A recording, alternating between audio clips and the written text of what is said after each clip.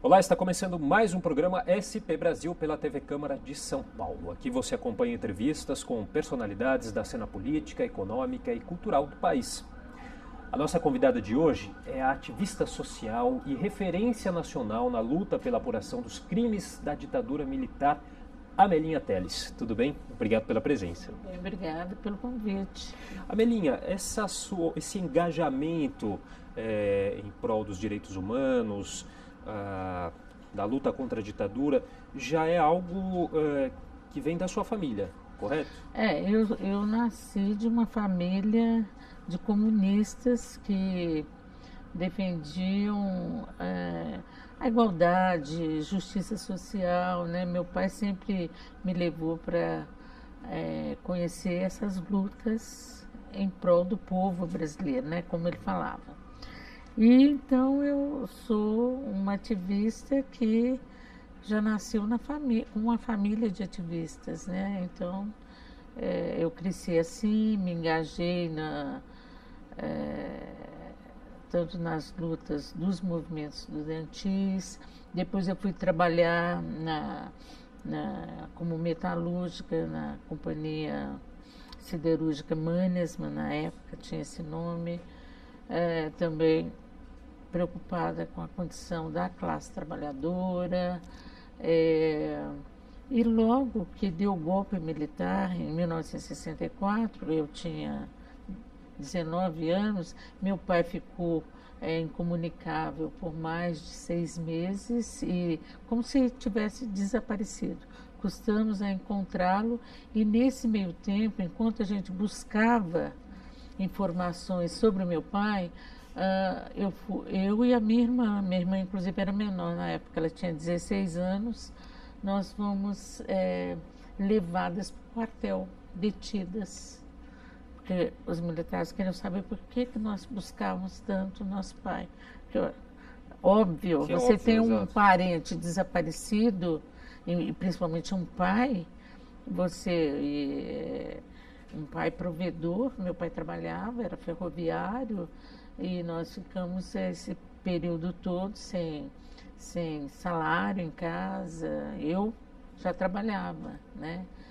E então eu acabei, por conta dessa minha prisão no quartel do Barro Preto, lá em Belo Horizonte, eu fui presa.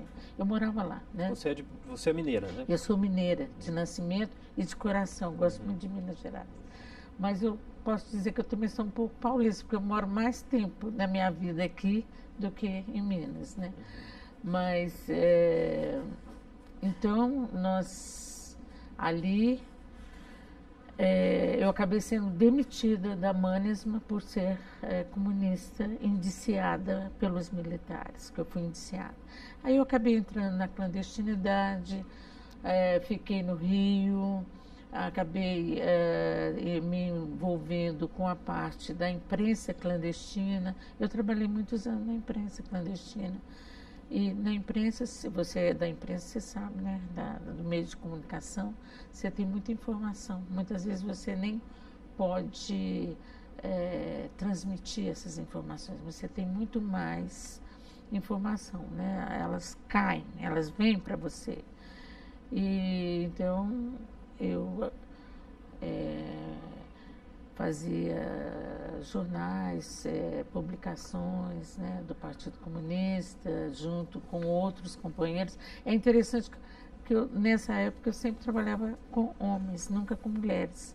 Nessa época, nos anos de 1964, 65, 66, 67, eram muito mais homens envolvidos nessa luta de resistência do que as mulheres. Pelo menos eu não vi as mulheres.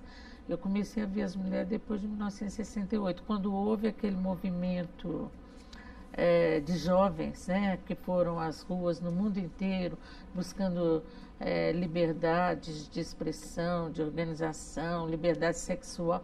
Foi aí que eu vi as mulheres, né? E aí que eu me liguei também na luta das mulheres, que eu sou a minha luta em defesa dos direitos humanos é os direitos humanos, mas eu coloco também a luta pelos direitos humanos das mulheres, que são as mais esquecidas na história, né? São as mais silenciadas, são as mais oprimidas. Então, eu sou desse movimento. Que entendeu? A gente vai falar, a gente já separei um bloco todinho para a gente falar sobre essa questão que é muito importante, muito claro, em pauta, né, hoje em dia também. Mas, e quando de fato você entrou ativamente nessa luta contra a ditadura? Então, na luta contra a ditadura eu entrei desde o primeiro dia, porque meu pai, olha, o golpe em Minas Gerais foi em 31 de março.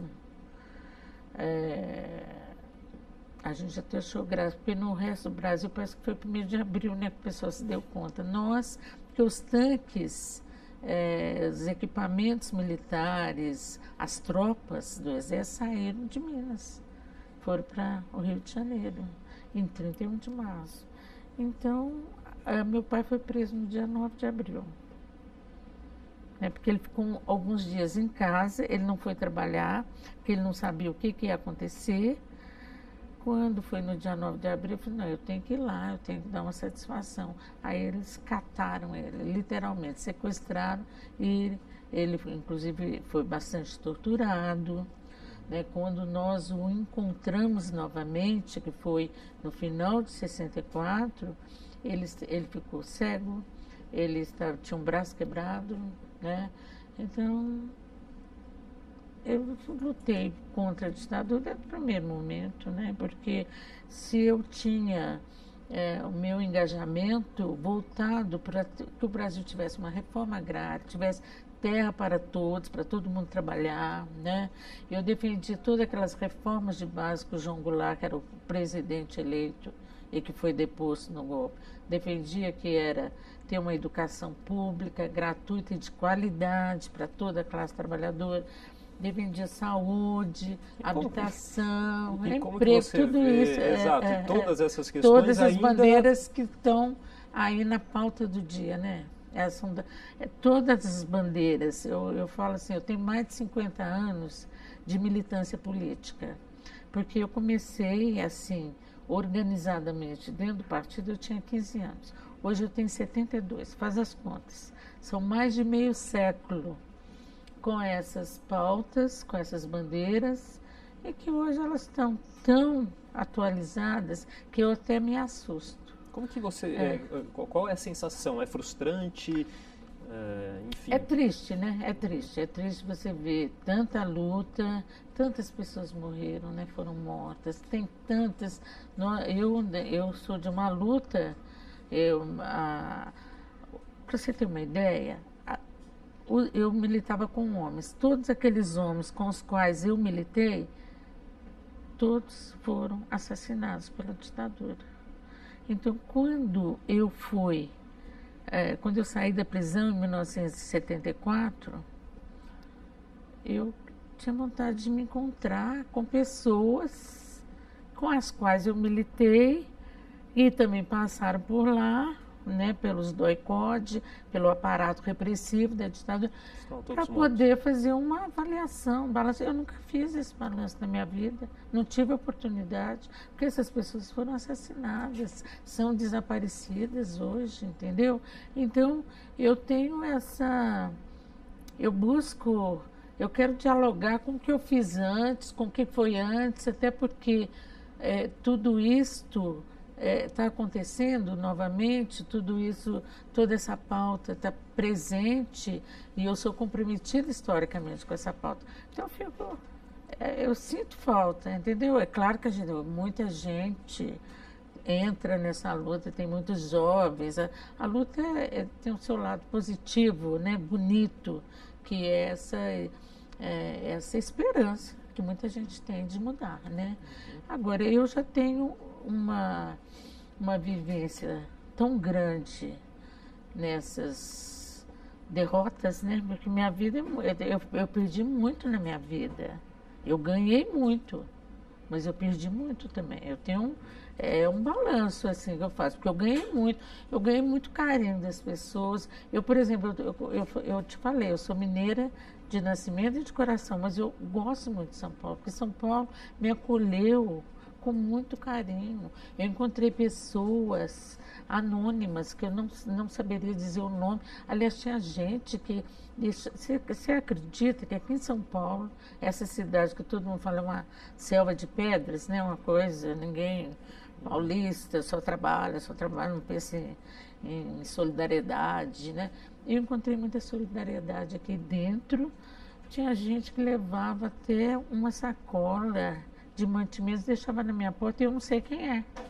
Até hoje eu não sei quem é. Deixava tudo lá, falava, mas que é isso? Eu ia trabalhar, né? E quando eu chegava assim no final do dia, tô vendo uma sacolinha lá assim no cantinho ali. Então, quer dizer, para você ver o gesto de carinho, né? As pessoas... Então, isso é o que eu ganho. Eu ganhei muito, muito mesmo, porque tem muita gente boa. Mas a gente também sofreu muitas derrotas, né? E um Estado que foi muito cruel com você também. Sim, você foi presa aqui. Você ficou quanto tempo presa, Amelinha? Muito violento. Eu fui. Quanto tempo você? Eu fiquei 1 ano presa, né? Mas eu tive meus filhos também, que foram... levados para o DOI-CODE, que eu acho assim, não tem dor maior do que você ver seus filhos, com 5 e 4 anos de idade, meus filhos tinham. Janaína tinha 5, o Edson tinha 4 anos. E você vê eles lá e meus filhos, num primeiro momento, o coronel Ustra, que foi na época era major, inclusive ele tinha um codinome, que era Doutor Tibiriçá, o doutor Silva, né? Mas depois a gente ficou sabendo o nome dele, Carlos Alberto Brilhante Ustra. Ele teve coragem, gente, assim, disfarçatez de levar meus filhos dentro de uma sala de tortura, eu amarrada numa cadeira de dragão nua, vomitada, urinada, entendeu? Quer dizer, cheia de suor e sangue, digamos assim. E ele leva lá e falou com meus filhos que eu estava doente, que ali era um hospital, num primeiro momento. Mas como eles ficaram ali durante uns 10 dias mais ou menos, eles foram outras vezes e tinha muito soldado, tinha muita arma, e alguém deve ter dito para eles que ali ficavam presos os bandidos. Porque teve um dia que meu filho passou no corredor assim, me olhou na grade, subiu na grade e falou assim, ô mãe, você é bandida? Fizeram, inclusive, uma tortura psicológica com seus filhos, né? Que a gente vai continuar esse bate-papo aqui depois do intervalo. O programa SP Brasil volta já.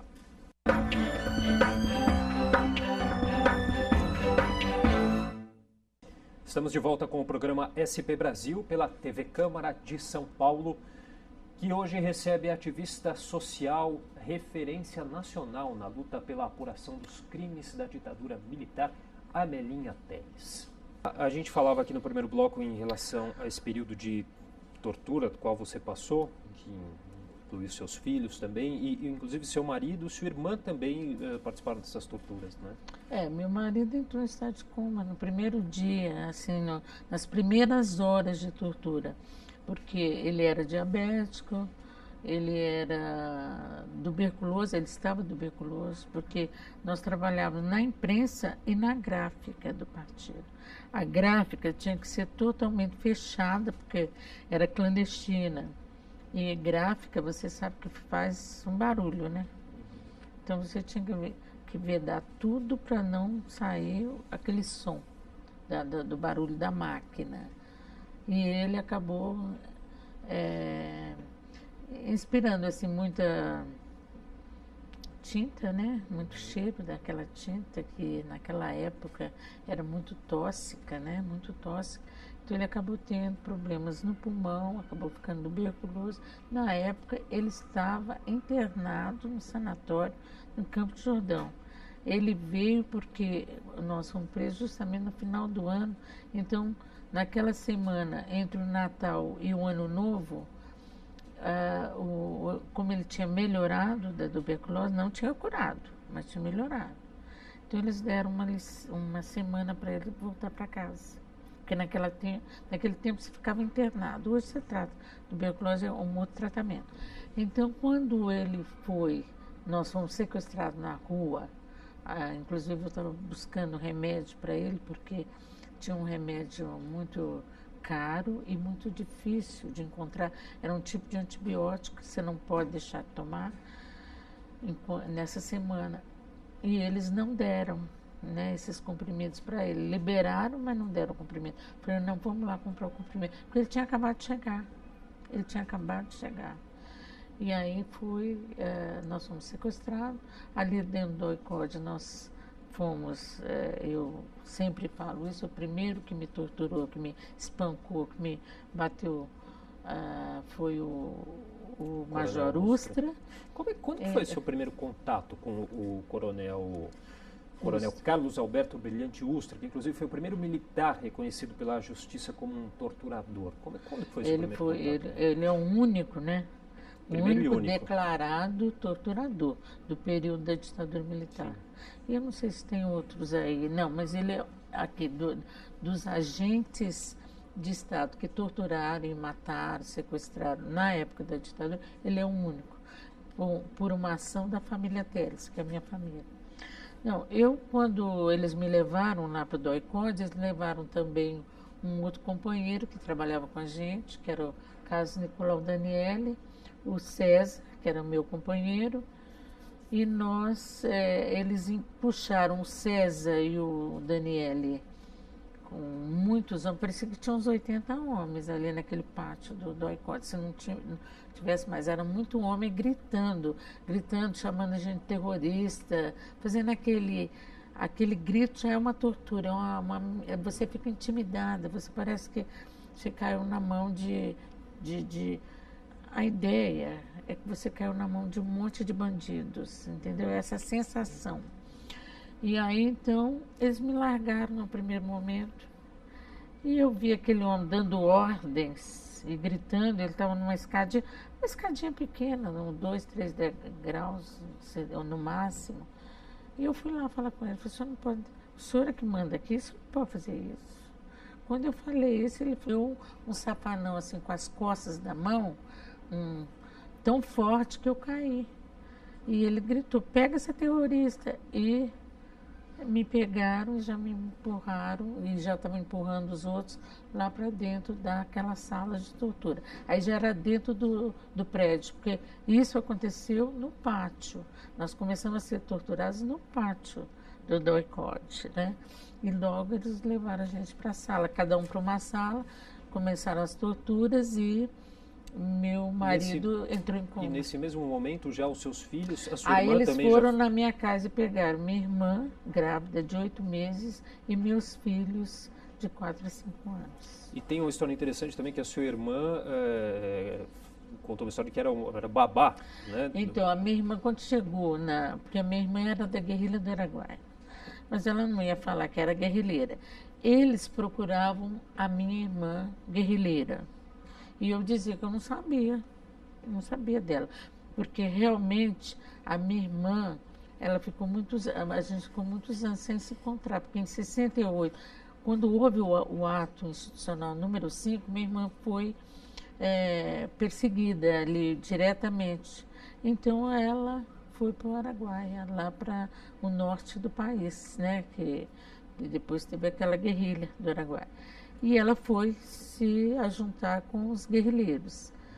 E eles ficaram sabendo por alguém, né, que ela teria. Mas eu fiquei impressionada com os militares, como eles têm um raciocínio pouco ágil, digamos assim.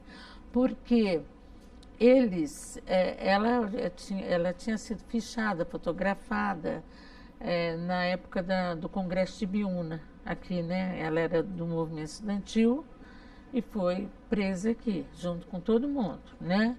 Aqueles quase 1000 estudantes presos. Eles tinham, né?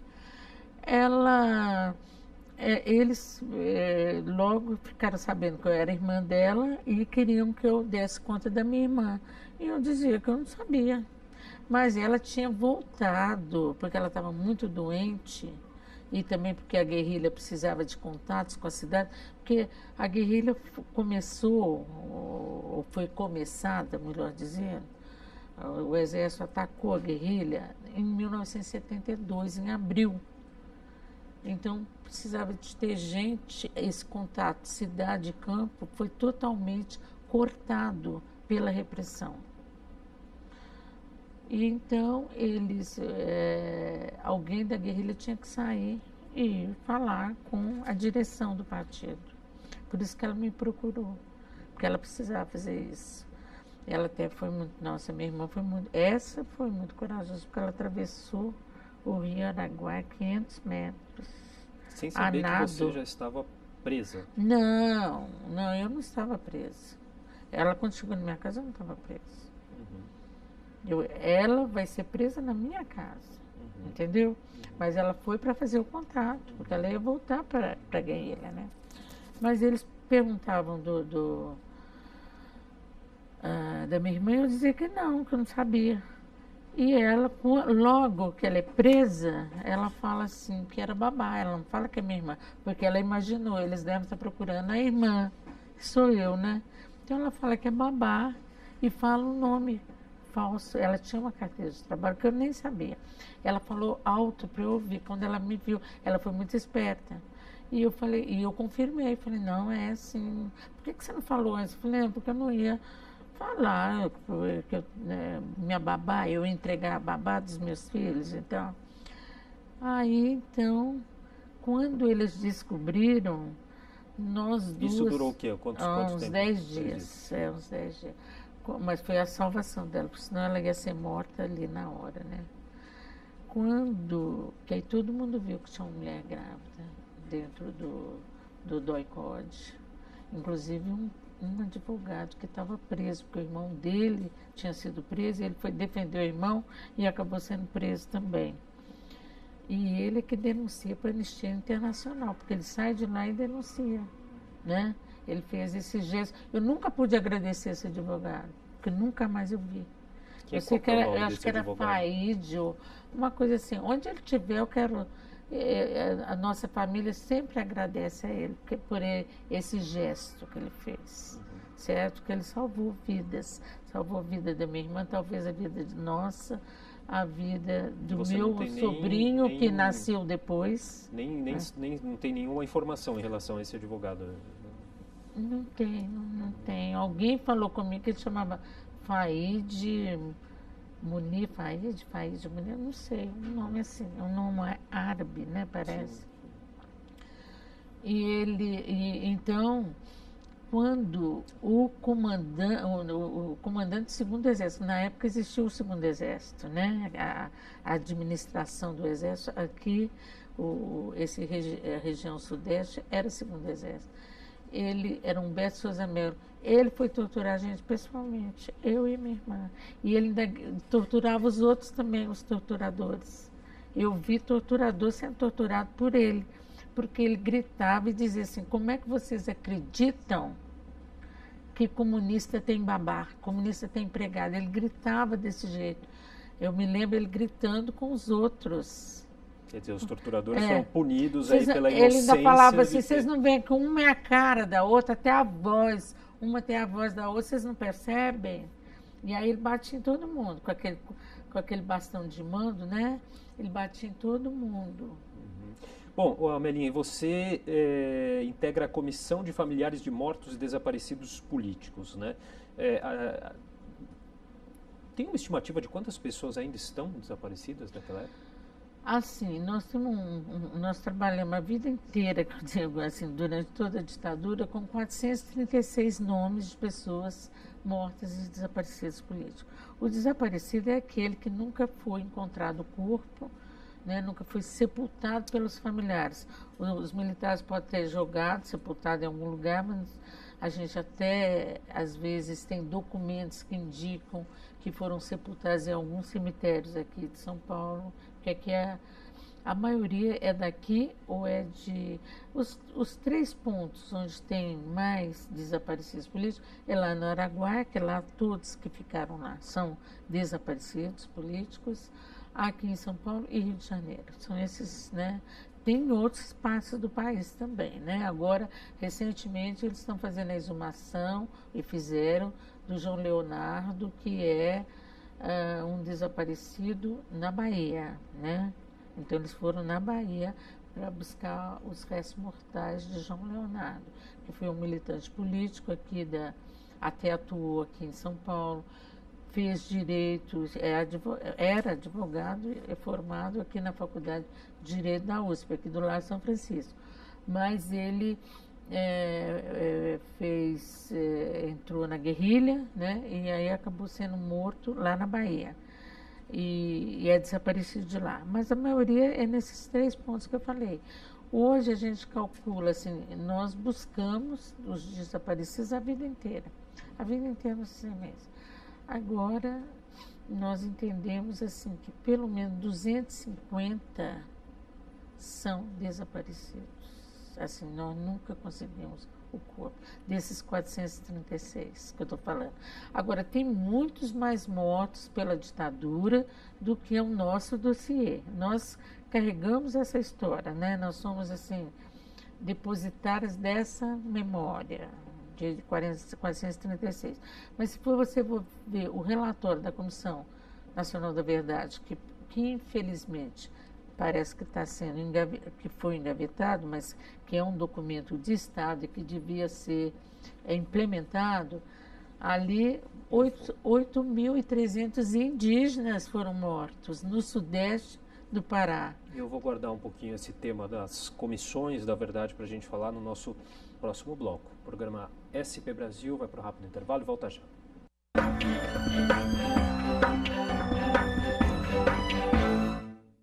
Estamos de volta com o programa SP Brasil pela TV Câmara de São Paulo, que hoje recebe a ativista social e referência nacional na luta pela apuração dos crimes da ditadura militar, Amelinha Telles.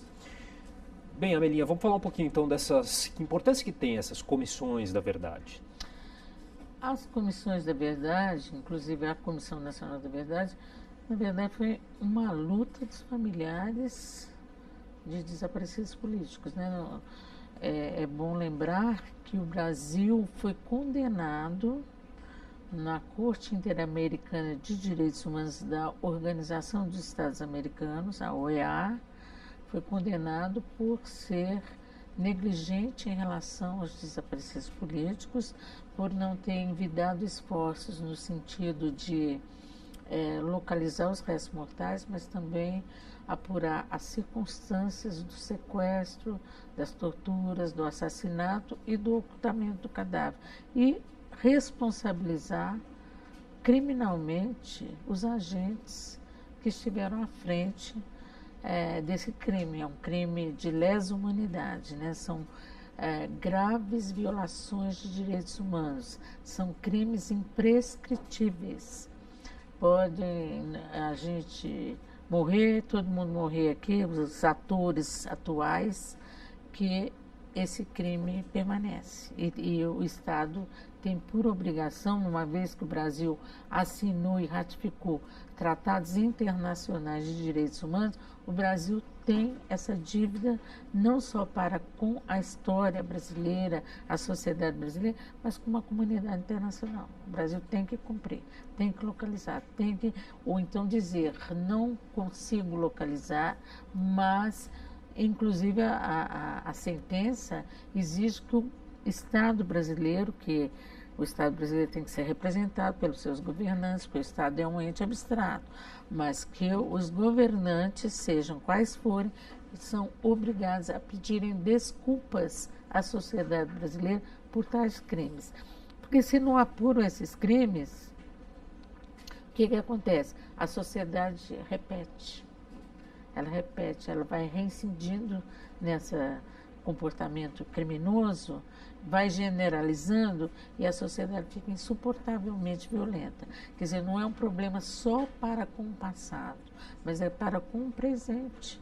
Hoje nós vivemos numa sociedade extremamente violenta, a violência é um problema social para qualquer classe, para qualquer categoria profissional e, no entanto, o Brasil precisa resolver isso. Aí, então, nós reivindicamos que tivesse uma comissão da verdade. Aliás, o Brasil precisa de muitas comissões da verdade, porque toda A própria, eu falo isso porque quando nós fomos, a escravidão negra, por exemplo, o Brasil tem que ter uma comissão da verdade para apurar o que foi a comissão, o que foi a escravidão negra, assim como uma comissão da verdade para apurar o que foi a escravidão indígena, porque aqui a gente pensa que só os negros foram escravos, não, também tem os indígenas. Ou seja, o Brasil tem que conhecer a sua própria história para poder saber com que forças ele conta para construir o presente, para sustentar essa vida e essa convivência democrática que está sendo muito conflituosa e muito difícil. E né? a gente, inclusive, teve a comissão Rubens Paiva, né, aqui de São Paulo, da qual a senhora Eu fui da fez comissão, parte, né? a comissão do Estado de São Paulo, foi a primeira, por sinal. Tomou o nome de Rubens Paiva, que é um desaparecido político, um deputado, que até hoje não temos notícias de onde teria sido jogado ou ocultado seus restos mortais. Né? Nós quase chegamos, mas não chegamos, né, à verdade. É uma dívida enorme, porque esse deputado foi muito importante aqui para o Brasil, né? Inclusive no trabalho de resistência ao golpe militar. E essa comissão foi a primeira, porque a Comissão Nacional ficava sob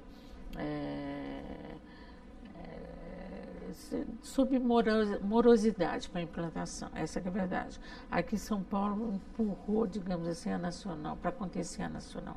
A de São Paulo foi em fevereiro de 2012 e a de Nacional foi em maio de 2012, né? Quer dizer, foi alguns meses depois. A comissão do Estado de São Paulo, foi muito importante. Todas as comissões são muito importantes. Umas conseguem ser mais, elas se esforçam, e eu acho que São Paulo teve esse mérito, se esforçar de convocar a sociedade, porque a verdade se constrói coletivamente. A verdade é importante ela ser construída coletivamente, até porque quem é que domina as informações? É o Exército, são as Forças Armadas, mas a sociedade que tem que ir construindo junto, tem que buscar junto essa verdade. Isso é até pedagógico, é educativo. Foi a que mais convocou. Mas a Comissão Nacional, ela teve uma força incrível, porque ela foi, digamos, politicamente, a comissão estruturada do ponto de vista tanto legal, o projeto de lei foi aprovado no Congresso, assim como foi instalada pela Presidência da República. Então, aquela documentação produzida pela Comissão Nacional me preocupa muito que fique engavetada, porque aquela documentação é que vai ter diretrizes para continuar, porque teria que ter uma nova comissão, na verdade. Porque todas foram, assim, tanto a Comissão Estadual quanto a Nacional já foram encerrados. Seu prazo legal já encerrou-se. Mas tem as comissões aí, universitárias, sindicais, que Temos, ainda... inclusive, tivemos aqui na Câmara também. Né? Aqui na Câmara, acho que encerrou também, né? Eu acredito que tenha encerrado. Mas, por exemplo, a da OAB aqui de São Paulo não encerrou. Outro dia, eu até fui ali aquele prédio da Justiça Militar, vai se transformar num museu dos advogados e dos processos durante a ditadura. Ali vai ter um acervo, inclusive até você ouvir vozes dos próprios ministros do Supremo Tribunal Militar julgando os recursos que chegavam até lá. Isso era gravado e eles conseguiram recuperar essas gravações, ou elas foram abertas e estão lá nesse memorial da Justiça Militar, que é muito interessante, o trabalho da OAB. Então, quer dizer, ainda tem comissões da verdade que podiam estar aproveitando para desenvolver mais o que não foi concluído na Comissão Nacional. Mas o documento da Comissão Nacional tinha que se transformar em política pública, para poder acontecer de fato. Bom, Amelinha, vamos entrar um outro tema aqui bastante em pauta hoje em dia, que é a questão aí da luta das mulheres por direitos. Você atualmente é diretora da União de Mulheres de São Paulo, é isso? Como que surgiu a ideia dessa... Eu sou feminista. E sou feminista desde... Eu pude me declarar publicamente feminista depois que eu saí da prisão. E foi junto com um grupo de mulheres que fez o jornal Brasil Mulher, que eu entendo como o primeiro jornal da imprensa feminista aqui no Brasil, né? Porque esse jornal teve uma repercussão nacional. Ele, aliás, era impresso e feito, foi uma iniciativa de uma jornalista, Joana Lopes, e depois nós aderimos, várias feministas, e ele defendia tanto as liberdades democráticas, a anistia, como os direitos das mulheres, né? E aí, eu acho, até a gente escreveu um livro, eu podia ter trazido aqui para você, eu e a Rosalina Santa Cruz, que também era desse jornal, nós escrevemos um livro que é Da Guerrilha à Imprensa Feminista. Quer dizer, nós saímos da luta guerrilheira, fomos presos e fomos fazer o jornal da imprensa feminista, de 1975 a 1980. Em 1980, nós vimos que a gente tinha que organizar mais as mulheres, trabalhar no sentido para manutenção da luta feminista, precisava de organização. Então foi aí que surgiu a União de Mulheres, como outros grupos. São muitos grupos de mulheres que vão surgindo tanto em São Paulo como no resto do Brasil. E a luta... As pautas daquela época continuam sendo as mesmas?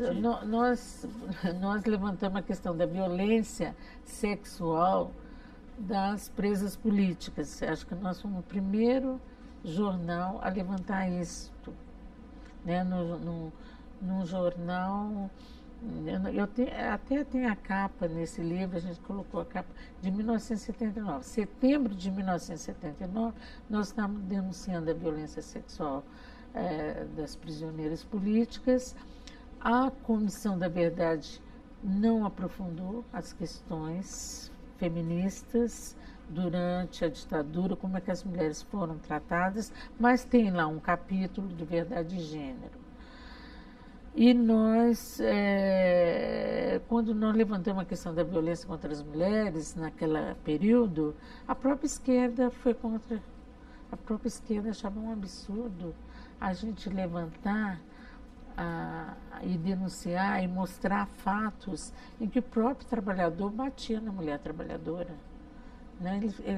Eles diziam que nós estávamos dividindo a classe trabalhadora, entendeu? Falta de compreensão deles, né? Porque, na verdade, a violência contra as mulheres, nós vivemos numa sociedade machista, patriarcal, onde as mulheres foram submetidas à vontade, ao poder masculino. Isso em qualquer classe social, em qualquer canto do planeta, nós vamos encontrar violência contra as mulheres. Não é uma característica do Brasil, mas o Brasil tem tido pelo menos o Estado brasileiro também é muito negligente em relação à violência contra as mulheres. A gente viu outro dia, quer dizer, o homem está dentro de um ônibus e ejacula no pescoço de uma mulher, que quando eu vi aquela notícia, eu me senti muito mal, porque na tortura eu sofri, um torturador me torturava. Sexual. Ele masturbava e jogava o esperma em cima de mim. Foi quando eu vomitei muito, urinei, eu fiquei muito mal. Aí eu fiquei imaginando aquela moça, o que ela passou. Eu senti isso na pele. Aí veio o juiz e disse que aquilo não houve constrangimento, não houve violência física. O que esse juiz entende por constrangimento, por violência física? Eu fiquei abismada. Século XXI. Olha como que é banalizada a violência contra as mulheres, como é considerada coisa de menor importância. O estuprador pode ficar solto, pode conviver. Quer dizer, a justiça brasileira está legitimando o tempo todo essa violência contra as mulheres. Quando eu vi a promulgação da Lei Maria da Penha, que foi um momento assim de vitória nossa muito grande, a Lei Maria da Penha é uma vitória, porque ela trata da violência doméstica e familiar, que é a violência mais invisível, porque a própria mulher às vezes tem vergonha de denunciar seu marido, porque o marido foi aparentemente um homem que ela escolheu para amar, para viver, para ser pai dos seus filhos, e ele também te espanca, então você fica constrangida. Você que fica, né? Ele é que bate, você que fica, né? Bom, a gente vamos continuar nesse assunto no nosso próximo e último bloco. A gente vai fazer mais um rápido intervalo e o SP Brasil volta já.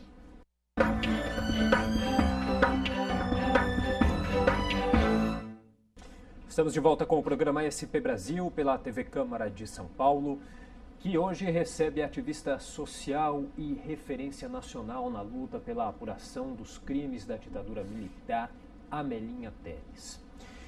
Amelinha, por que, na sua opinião, os movimentos feministas ainda são vistos com maus olhos pela sociedade, principalmente pelos homens?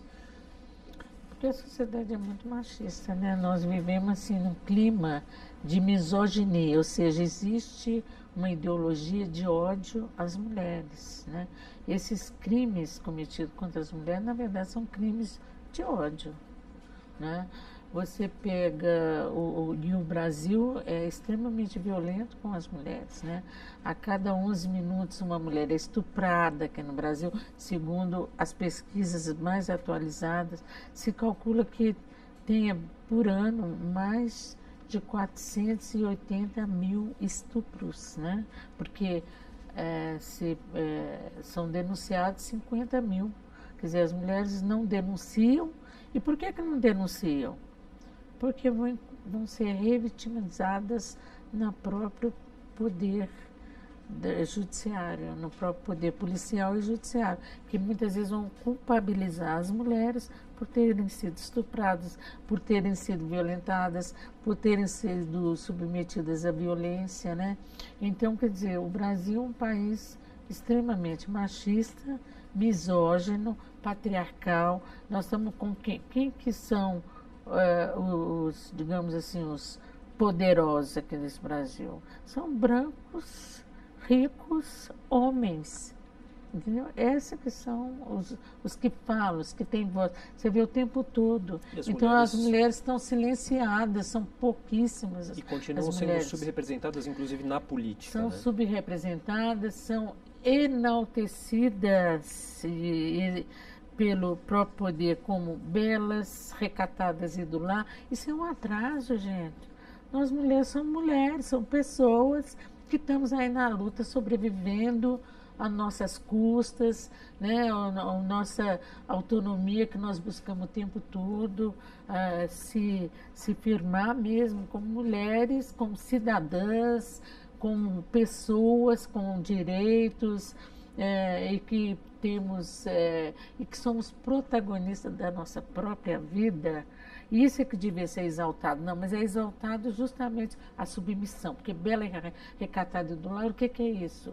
É a mulher estereotipada, né? A mulher que tem que ter aquele modelo de mulher, ela tem que ser sem iniciativa, sem opinião, submissa, né? E, de preferência, ficar dentro de casa esperando cair alguma coisa para ela. Ou seja, essa mulher não existe, ou ela existe muito, ela existe, né? Mas é um grupo muito pequeno. Ela não representa as mulheres brasileiras. Essa que é a verdade. Estão querendo reduzir o papel das mulheres brasileiras o tempo todo. Então nós temos, o feminismo vem para mostrar que as mulheres tem a importância que tem. Nós não queremos ser mais do que os homens, essa discussão idiota que às vezes tem até no parlamento, né, o tempo todo, no judiciário deve ter, mas é menos publicizada, de que nós não queremos mais do que os homens, nada. Nós queremos nosso direito, nós queremos ser protagonistas da nossa vida, ser dono do nosso corpo, decidir o que nós queremos para nós, entendeu? Ter opinião nossa, né? Enfim, ter um trabalho, poder ir e vir a qualquer hora do dia, a usar a roupa que eu sinto bem. Porque você já viu os pretextos que eles usam, né? Que não está vestida assim, porque que é isso? Não é, né? Na verdade, nós vivemos numa sociedade extremamente machista e isso está sendo, e o machismo mata.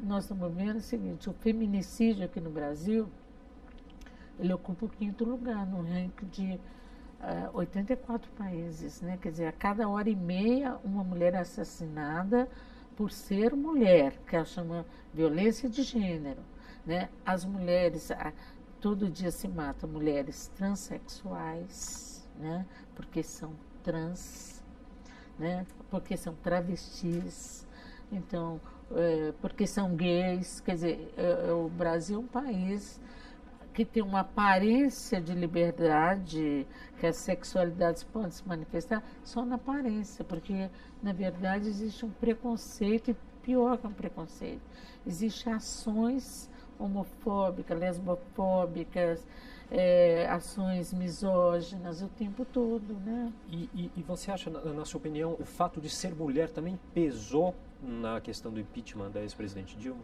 Ela foi eleita, foi reeleita e ela tinha uma história, ela tem uma história de luta, de resistência, ela foi guerrilheira, foi da luta armada, ela também foi torturada, inclusive foi torturada pelo mesmo torturador que me torturou a minha família, que é o Carlos Alberto Brilhante Justo. E eu acho o seguinte, que infelizmente nós, sociedade brasileira, somos muito pouco politizados, temos muito pouca consciência, não perceber isto. Eu acho que no dia que houve o julgamento dentro da Câmara de Deputados, lá em Brasília, quando fizeram a decisão lá, tomaram a decisão de que devia abrir um processo contra a Dilma, né, porque estava naquela dúvida, e aquela manifestação em defesa do Ustra para o pavor da Dilma. Gente, isso é uma violência de todas as formas para com todas as mulheres brasileiras que têm que tomar consciência disso. Nós somos seriamente derrotadas naquela decisão. Olha como é que está a política desse país, está uma bagunça total, uma confusão. Eu acho que a gente tem que mostrar o horror disso tudo para enfrentar e se mobilizar e ver que nós podemos. Isso pode ser mudado. Não somos obrigadas, enquanto povo, enquanto mulheres e homens decentes desse país, nós não somos obrigadas a viver nessa política obscura, política cínica. Nós podemos ter uma política verdadeira, uma política democrática, entendeu? E a esquerda tem que entender isso também, né? Tem que entender. E democracia tem que ter mulheres em todos os níveis de participação. Amelinha, na sua opinião, quando que a sociedade brasileira vai alcançar essa justiça em relação aos crimes cometidos durante a ditadura? Olha, eu acho que tem que ter uma cobrança maior, né, da sociedade, e temos que ter uma democracia. Só no Estado democrático de direito, realmente, que vai ter um esclarecimento e um respeito em relação a toda essa situação. Eu digo isso porque a Inês Etienne Romeu foi uma presa política na época da ditadura, a única sobrevivente de um centro clandestino que foi conhecido como Casa da Morte, que tinha lá em Petrópolis. E ela, quando ela sai da prisão, em 1979, ela denuncia o estupro que ela sofreu por um tal de Camarão. Na Comissão da Verdade se descobriu a identidade desse Camarão. E aí o Ministério Público Federal entrou com um processo, que o Ministério Público Federal tem um grupo de Justiça e Transição, Justiça de Transição e Direitos Humanos, muito atuante, muito atento, muito de acordo com a política internacional de direitos humanos. Ele entrou com uma ação contra esse militar que ainda está vivo. Olha o que o juiz respondeu no dia 8 de março, Dia Internacional da Luta das Mulheres. Quer dizer, ele escolheu o dia para dizer isso, que a Inês era uma terrorista perigosa, que ela é um absurdo ela ter denunciado o estupro só 8 anos depois, porque ela foi estuprada em 1971 e vai denunciar em 1979. Lógico, está numa ditadura, ela está incomunicável, só quando ela sai é que ela vai lá na OAB denunciar. E que se usa muito os direitos humanos para defender esse tipo de gente, terrorista, perigoso. Foi isso que o juiz disse no dia 8 de março. Agora, é claro que o Ministério Público está tentando reverter essa situação, entrou com recurso. Mas eu estou dizendo assim, o quanto que é difícil, e agora a Inês também morreu, né? Porque quando ela entrou com a ação, ainda estava viva, agora ela morreu. Mas quanto que é difícil apurar esses crimes. Mas eu acredito que um dia ou a sociedade apura esses crimes, ou ela não consegue sobreviver. Né? Nós precisamos de democracia para sobrevivência, para produção, para desenvolvimento, para o crescimento humano, da dignidade aqui nesse país. Eu acredito que um dia vamos chegar, não sei quando. Eu acho que nem vou ver esse dia, mas eu acho que essa juventude pode ser que veja. Ok, Amelinha, muito obrigado pela participação. Bom. O programa SP Brasil de hoje fica por aqui. Até a próxima.